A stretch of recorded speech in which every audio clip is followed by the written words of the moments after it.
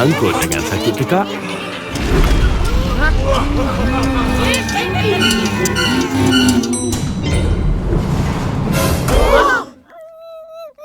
Ambil ubat cap ibu dan anak dengan khasiat madu dan 15 herba semula jadi untuk kebaikan 4 dalam 1. 3 kali sehari. Batuk dan sakit tekak, legakan dengan cap ibu dan anak.